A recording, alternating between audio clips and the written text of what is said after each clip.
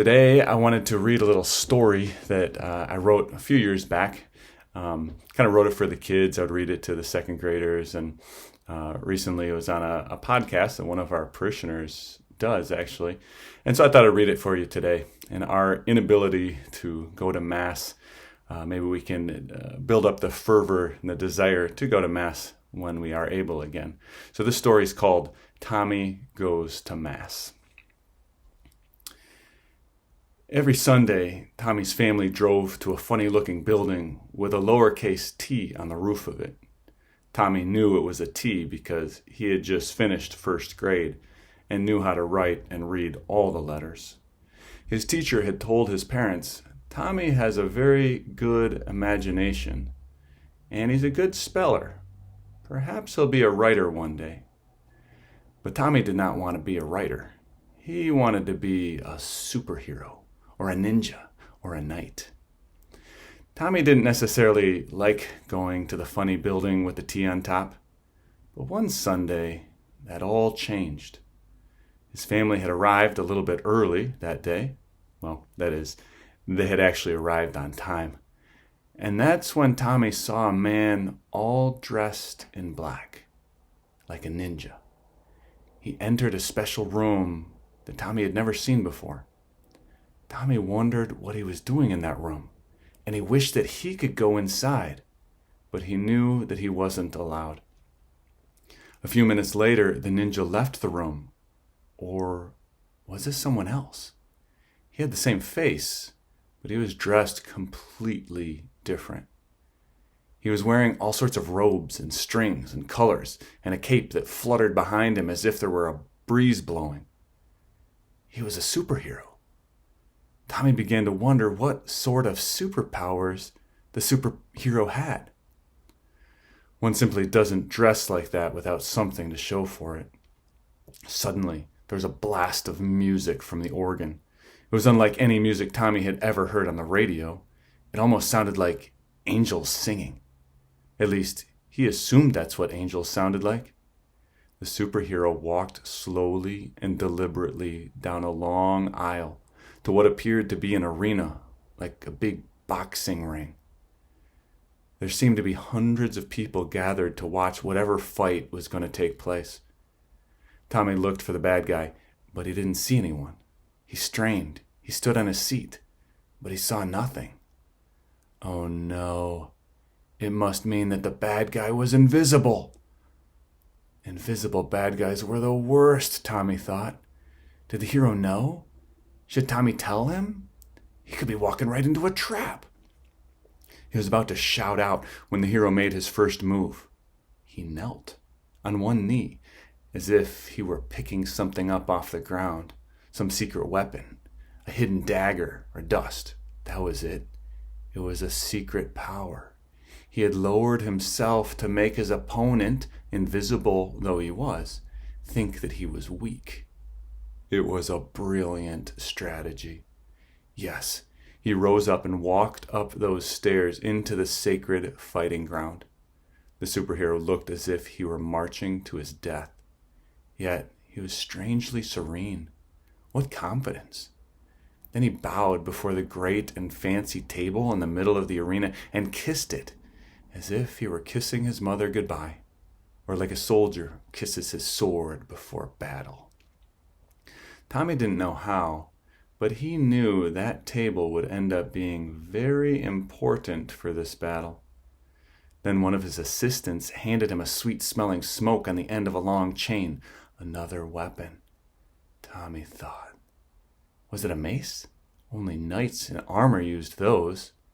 Maybe he was a knight, too. He walked all around the table, flinging it, perhaps at the invisible enemy, perhaps to chase him off.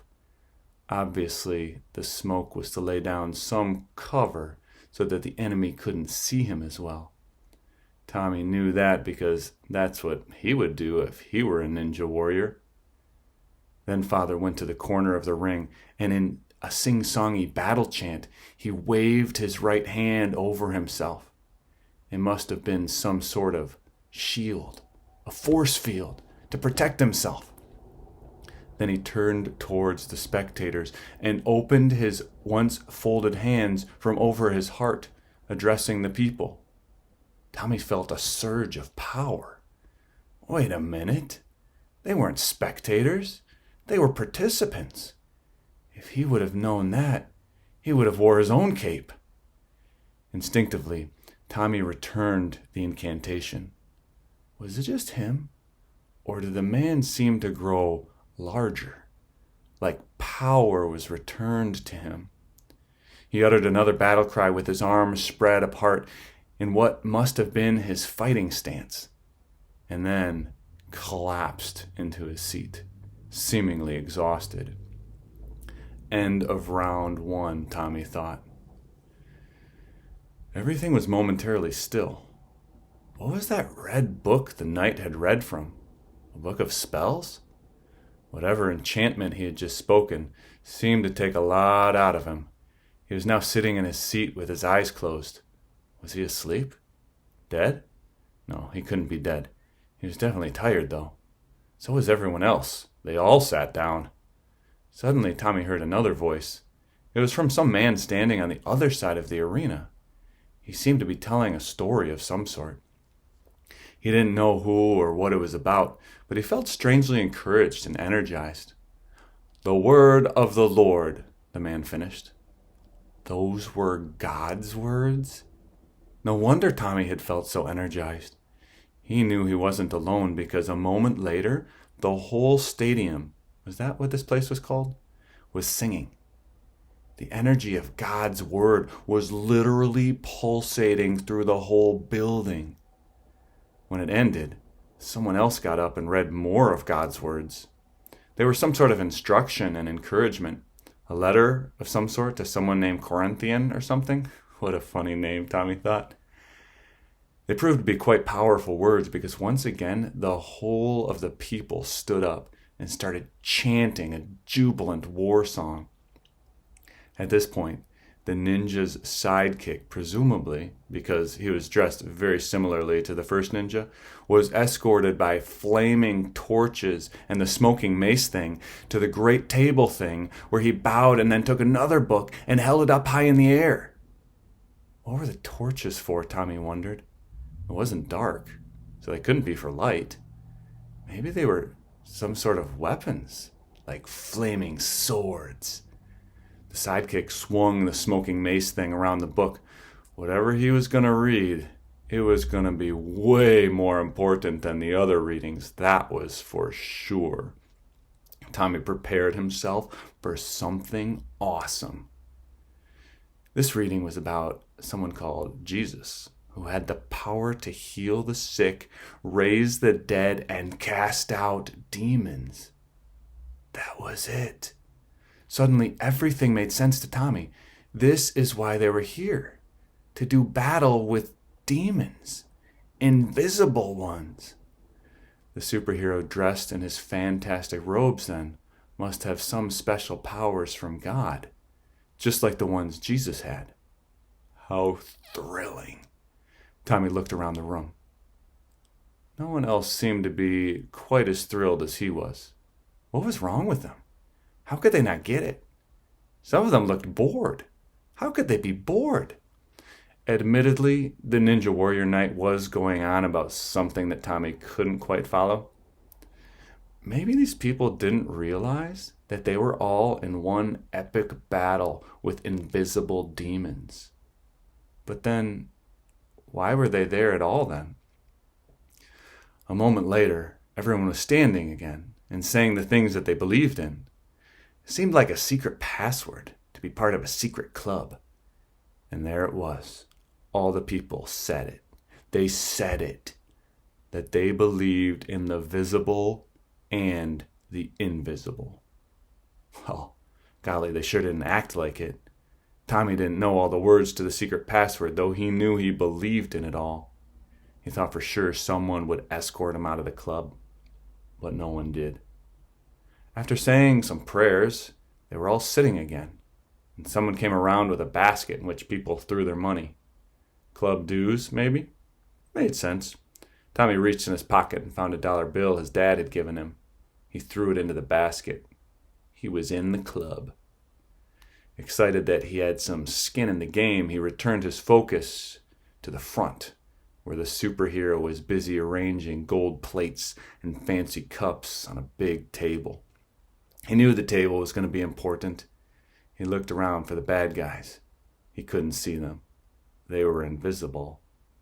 So Tommy asked for the ability to see all the invisible stuff that they believed in. What happened next, he would never forget. Just then, some people from the crowd brought the caped ninja knight some little wafers of bread in a big gold bowl and some red liquid. Juice? Wine? Blood? Tommy wasn't sure. The ninja warrior raised the bread up while whispering some secret words. And he did the same thing for the red stuff now in one of the fancy goblets. Why did he lift them up? Showing them to God, perhaps. Offering them to him? Did God get hungry? Tommy knew he was. He didn't have time to think about his hunger, though, because just then he saw it. It was some sort of thing floating around the bread and the red stuff on the table. It was like a big, ugly fly.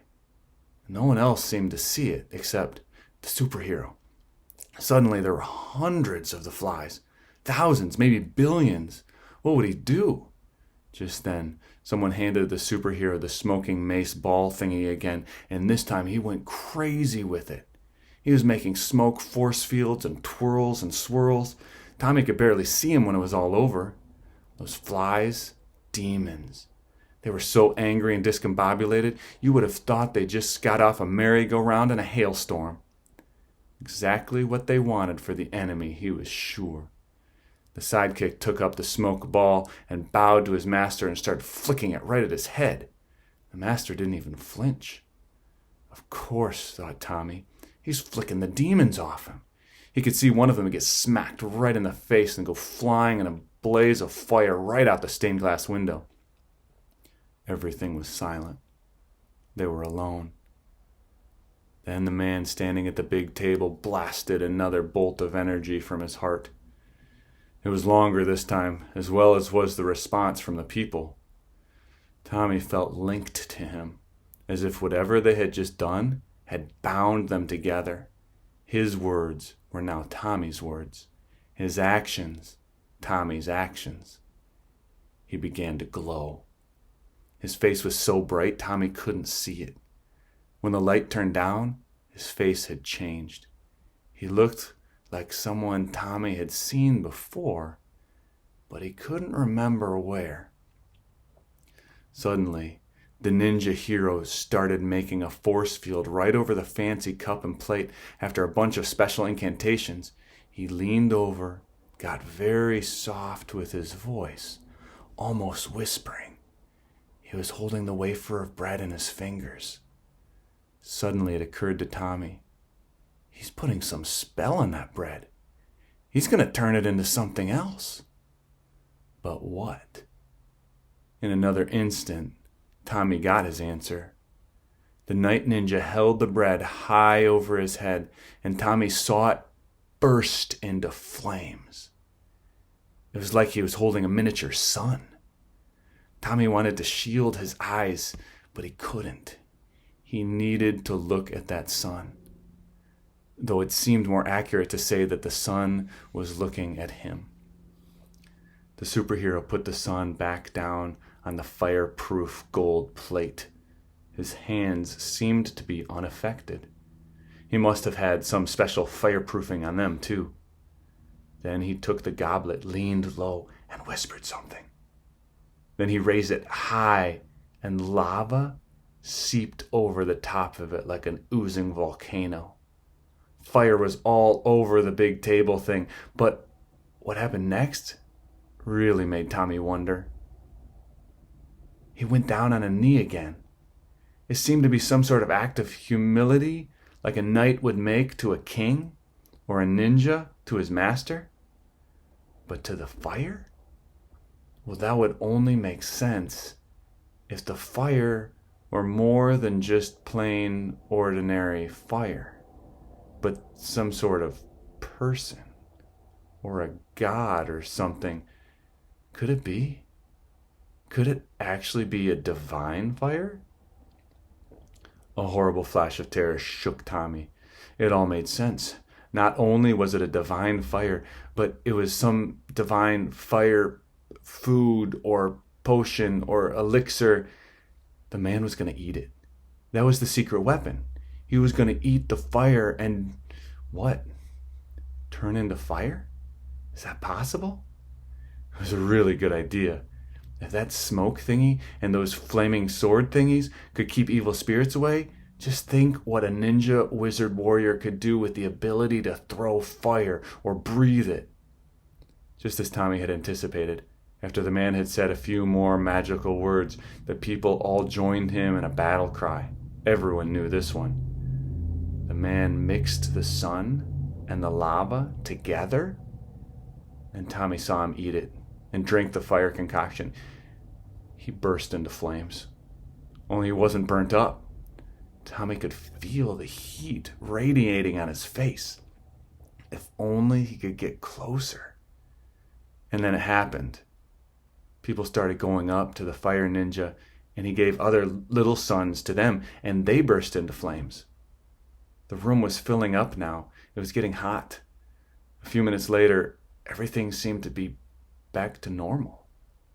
The man who had made the bread into the fire dismissed the whole crowd by placing this big force field over them. Tommy could see a glowing ball of power, like a great bubble, settle over each of them. Tommy felt invincible. Then he realized they hadn't just been there to watch a battle. They had been there to be commissioned for battle. Everyone began to leave. They went downstairs to eat a donut with sprinkles. Just before Tommy left, the man, all dressed in black, came in. He looked over at Tommy and winked. Or it could have just been his imagination.